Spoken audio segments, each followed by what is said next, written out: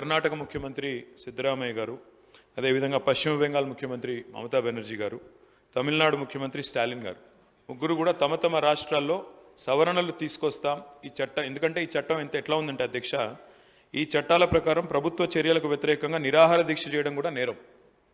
మరి గతంలో మీ పార్టీ వాళ్ళు చాలాసార్లు చేసున్నారు, అలాంటివన్నీ జరుగుతాయి ఇబ్బందులు. కాబట్టి ప్రజాస్వామ్యంలో ప్రజలు నిరసన చెప్పడం కానీ, మరి ప్రతిపక్షాలు నిరసన చెప్పడం కానీ ప్రజల తరపున ఇది పరిపాటి. కాబట్టి కర్ణాటకలో ఉన్న కాంగ్రెస్ ప్రభుత్వం ఏదైతే ఈ సవరణలు తీసుకొస్తుందో వాటి విషయంలో మీరు ఏ నిర్ణయం తీసుకోబోతా ఉన్నారు? మీరు యథాతథంగా వారి అడుగుజాడలో నడుస్తారా ఇప్పుడే సాంబశివరావు గారు చెప్పినట్టు, లేదా మీరు ఏదైనా సవరణలు తీసుకొస్తారా, రాబోయే సమావేశాలు తీసుకొస్తారా చెప్పాలని కోరుతా ఉన్నా. రెండవది, మన ఇప్పుడు ఇందాకనే హరీష్ రావు గారు చెప్పారు, మొన్న ఈ మధ్యన సుందరయ్య విజ్ఞాన్ భవన్లో పౌర హక్కుల కేంద్రం వాళ్ళు ఒక సభ పెట్టుకుంటామంటే కూడా పోలీసు వాళ్ళు అనుమతి ఇవ్వలేదు. ఇలాంటి పరిస్థితి ఈరోజు రాష్ట్రంలో కూడా చాలాసార్లు చూస్తూ ఉన్నాం. ముఖ్యంగా సోషల్ మీడియాలో పోస్టులు పెడితే కూడా డిలీట్ చేయమని ఒత్తిళ్లు ఇలాంటివన్నీ జరుగుతూ ఉన్నాయి.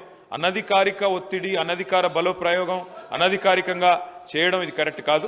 ఇది కూడా ప్రభుత్వం కన్సిడరేషన్లో తీసుకోవాలా. చట్టాలను దుర్వినియోగం చేసే పరిస్థితి ఉంటే కూడా తప్పకుండా ప్రభుత్వం చూడాలి. మూడవది, మీరు అన్నారు కఠిన చర్యలు తీసుకుంటాం అసెంబ్లీ ప్రాంగణంలో ఎక్కడైనా మార్ఫింగ్ కానీ ఇంకోటి కానీ జరిగితే.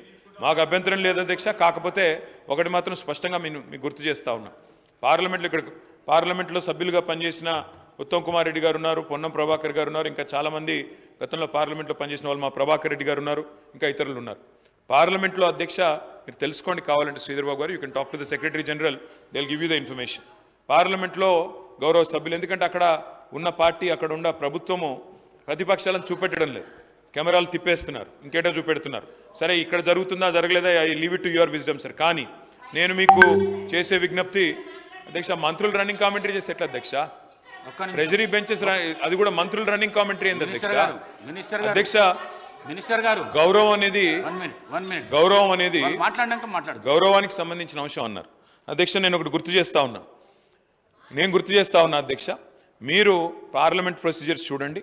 పార్లమెంట్లో ఉత్తమ్ కుమార్ రెడ్డి గారిని అడగండి, లేదా అక్కడ పనిచేసిన వెంకటరెడ్డి గారిని అడగండి, ప్రభాకర్ రెడ్డి గారిని అడగండి, ఇతర సభ్యులను కూడా అడగండి. అక్కడ రేవంత్ రెడ్డి గారు కూడా పార్లమెంట్ సభ్యుడిగా పనిచేస్తున్నారు, వారికి కూడా తెలుసు.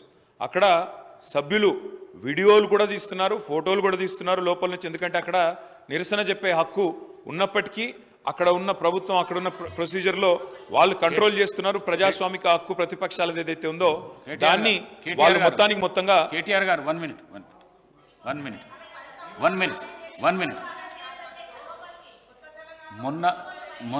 మొన్న హాల్లో తీసిన వీడియో ఏదైతున్నదో మీకు మేము పంపిస్తాము.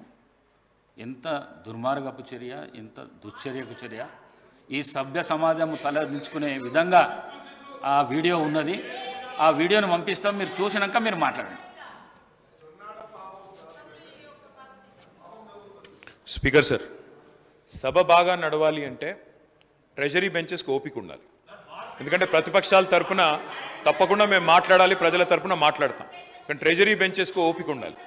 ఇవాళ ఫ్రస్ట్రేషన్ ఎవరికుందో కనబడతా ఉంది మేడం. ఎందుకంటే ఇక్కడ ఏం మాట్లాడకుండా కూర్చున్న మా అక్కల మీద నోటికొచ్చినట్టు మాట్లాడింది ఎవరో చూసాం, నోటికొచ్చినట్టు నోరు పారేసుకున్నది ఎవరో చూసాము. ఆ తర్వాత కూడా మేము ఇక్కడి నుంచి పోయిన తర్వాత కూడా నోటికొచ్చినట్టు మళ్ళీ దూషించింది ఎవరో చూసాము. ముందేమో అక్కలు ముంచుతారన్నారు, ఆ తర్వాతనేమో అక్కలను మేము ముంచుతామని మాట్లాడింది. 5 నిమిషాల్లో ఊసర వెళ్ళి రంగులు మార్చింది. మినిస్టర్ గారు, సబ్జెక్ట్ మాట్లాడండి, డివియేషన్ కాకండి. సబ్జెక్ట్ మాట్లాడండి. స్పీకర్ సార్, కేవలం మనకి ఇష్టం లేనిది మాత్రమే మనం కామెంట్ చేస్తామంటే కుదరదు సార్. ఇవాళ రెండు వైపులా చూడండి, నేను సబ్జెక్టే మాట్లాడుతున్నాను. రెండు వైపులా చూడండి, అందరికీ ఆదేశాలు ఇవ్వండి, భాషని ఉద్వేగాల్ని నియంత్రించుకోమని చెప్పండి. ఓపిక ఎక్కువ వాళ్ళకు ఉండాలి, దయచేసి ఆలోచించుకొని సమయంతో ఉండమని చెప్పండి. అది ముఖ్యమంత్రి గారి నుంచి మొదలు పెడితే అందరికీ ఉండాలి, నెంబర్ 1. నెంబర్ 2, అధ్యక్ష, పోలీస్ వాళ్ళు ఈ మధ్యన సుందరయ్య విజ్ఞాన్ కేంద్రంలో పౌర హక్కుల సంఘం వాళ్ళు మీటింగ్ పెట్టుకుంటామంటే ఆ విషయంలో వారు మరి ఏ చట్టం పెట్టుకుని వాళ్ళు నిరాకరించారో తెలియదు, వాళ్ళు బాధపడతా ఉన్నారు. దయచేసి ఇలాంటి సంఘటనలు పునరావృతం కాకుండా చూడండి. అధ్యక్ష, ఇప్పుడే మంత్రి గారు మాట్లాడుతూ ఒక ఆధునికమైన హైకోర్టు కడతామని చెప్పారు. అధ్యక్ష ఈ రన్నింగ్ కామెంటరీ మంత్రులు చేయడమే సరే, ఎక్కడ చూడలేదు నేను. అధ్యక్ష ఇంకొక మాట, అధ్యక్ష, హైకోర్టు భవనం ఆధునికంగా కడతామన్నారు. We welcome it. కాకపోతే అధ్యక్ష, ప్రొఫెసర్ జయశంకర్ వ్యవసాయ విశ్వవిద్యాలయ విద్యార్థులు ఒకరోజు కాదు అధ్యక్ష, దాదాపు 100 రోజులు తమ వ్యవసాయ విశ్వవిద్యాలయ భూములు తీసుకోవద్దు, మా భూముల్లో కాకుండా ఇంకెక్కడైనా కట్టండి హైకోర్టు అని చెప్పి వారు ఆందోళన కూడా చేశారు. నేను రాష్ట్ర ప్రభుత్వ దృష్టికి తీసుకొని వస్తా ఉన్నా.